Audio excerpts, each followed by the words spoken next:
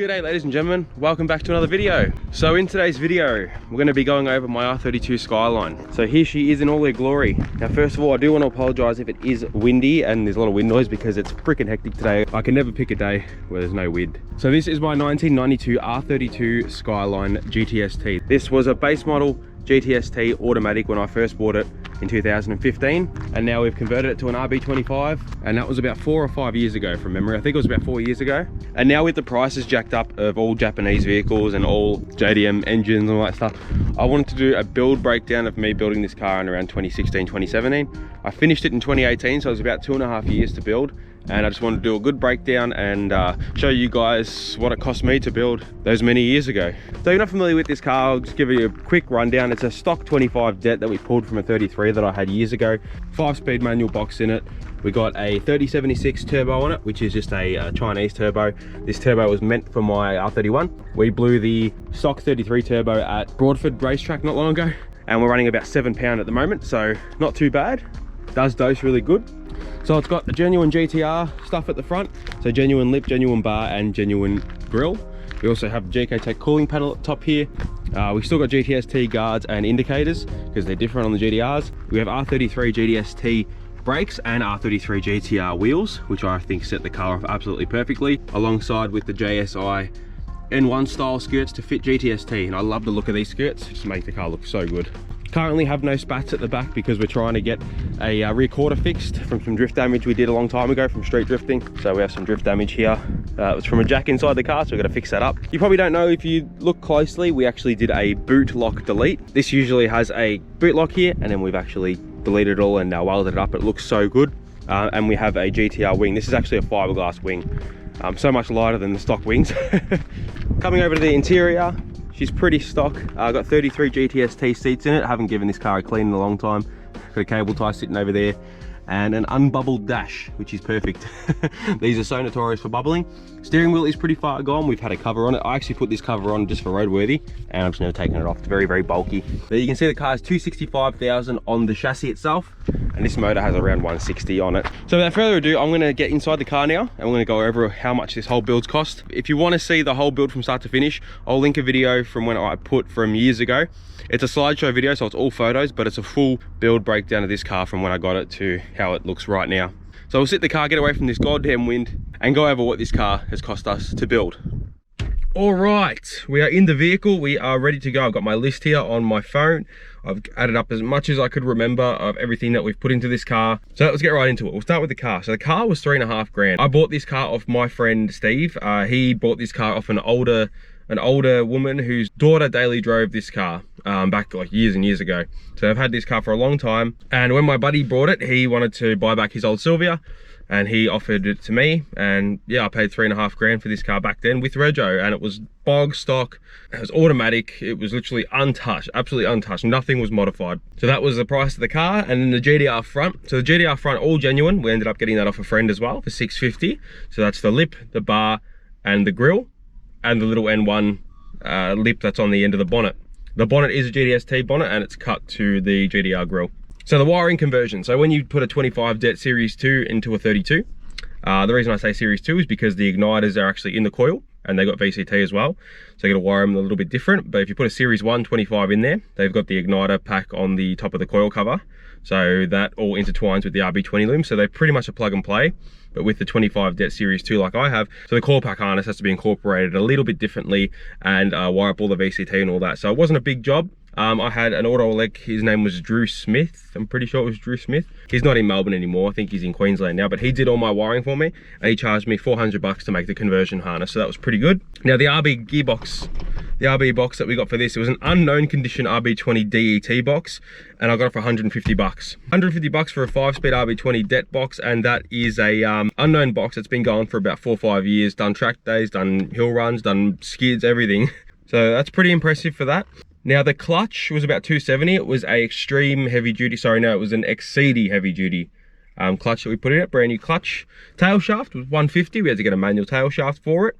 and my buddy luckily had a cross member for it. There are certain types of cross members for these cars. There's like A, B, K or something, I can't remember, but one of my mates had the exact cross member to fit. It was pretty much like a auto S chassis one flipped or something. Skirts were 300 from JSAI. They're about 280 at the time and 300 shipped, so they're pretty cheap. They're about 350, 400 now.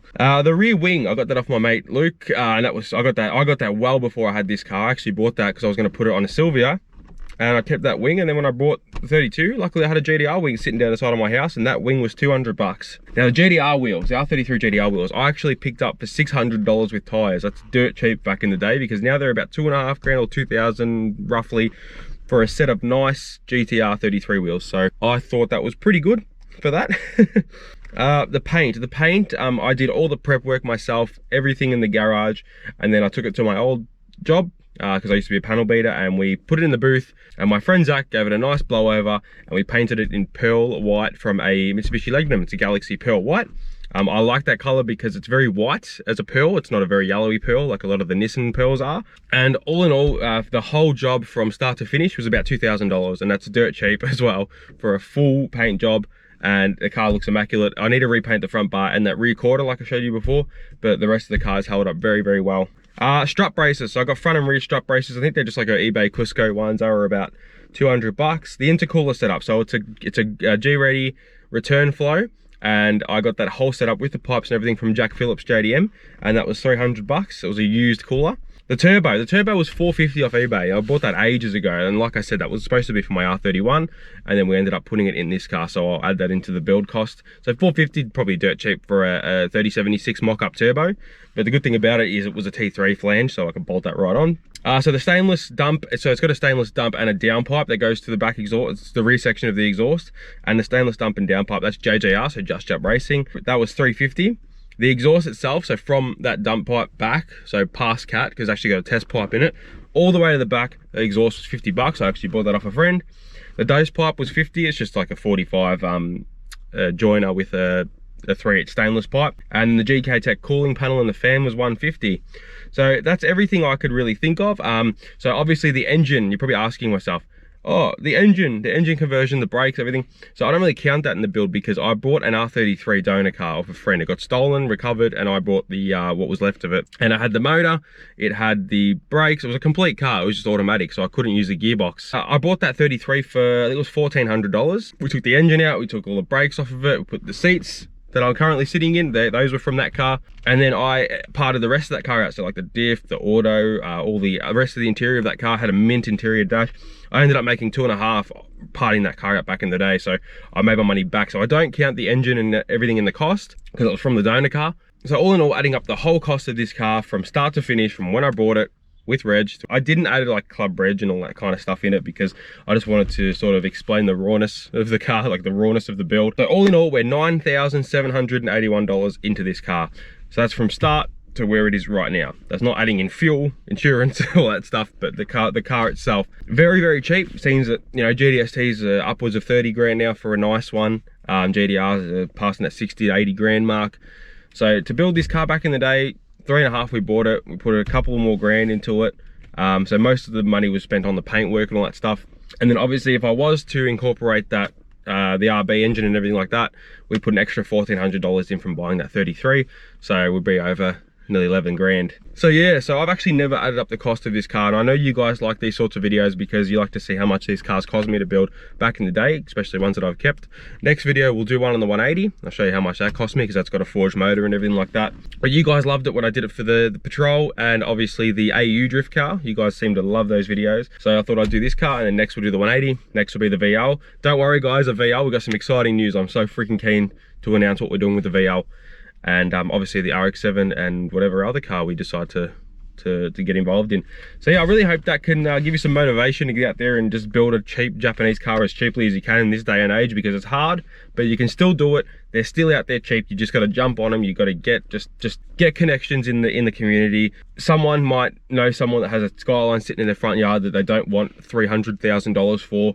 Go and pick it up and go and build it. This car, to me, every time I drive this car, I look in the mirror and I see that GDR wing and I realize I'm driving my dream car, an R32 Skyline. There's nothing nothing like that. I remember being in year 12 when I got my 180, and I just thought to myself, it'd be so cool to sit in a 32 next to my 180. And like, I used to just sit there and imagine it, you know, and now I'm driving it. And you know, back then GTRs were $15,000, $12,000, but I always wanted a GTST. I wanted to slide it. I wanted the narrow body. I like the single turbo RB. I always loved them. And don't get me wrong, I do love GTRs. But then I see the prices of these cars climb, and I'm just so happy that I could have my own and drive it, and I enjoy it. And I love this car to death, and always have and always will.